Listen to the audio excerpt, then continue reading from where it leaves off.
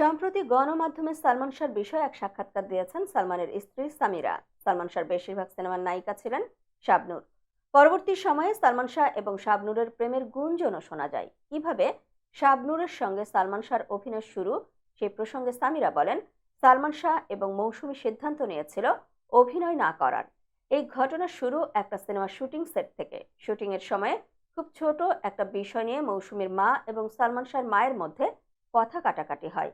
পরবর্তীতে সালমান শাহ এবং মৌসুমী সিদ্ধান্ত নেয় তারা একসঙ্গে সিনেমা করবে না। এরপর আমরা নায়িকা সংকটের মধ্যে দিয়ে যাই। তখন শাবনাজ এবং নাইম বিয়ে করেন। বিয়ের পর গুজব শুরু হয় শাবনাজ অভিনয় ছেড়ে দেবেন। তখন তাই নতুন নায়িকা খুঁজতে হয়। পরে আমরা শাবনূরকে দেখার পর সিদ্ধান্ত নেই ওর সঙ্গেই কাজ করা হবে। সালমান শাহ এবং শাবনূরের প্রেমের গুঞ্জন নিয়ে সামিরা বলেন, এই বিষয়টা এত সহজে বলা যায় না। এর পেছনে অনেক বড় গল্প আছে। সেই গল্পটা আমি শুরু করলে শেষ করতে অনেক সময় লেগে যাবে। তবে সহজ প্রশ্নে কেউ যদি জানতে চায় সালমান শাহ এবং শাবনূরের মধ্যে কোনো সম্পর্ক ছিল কিনা, তাহলে আমি এক বাক্যে বলবো যে হ্যাঁ, তাদের সম্পর্ক ছিল।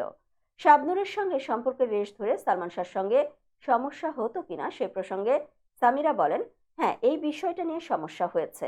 আমি রাগ করে আমার বাবার বাসাতেও চলে গিয়েছিলাম। সালমান শাহ আমাকে অনেক বুঝিয়েছে, মাফও চেয়েছিল।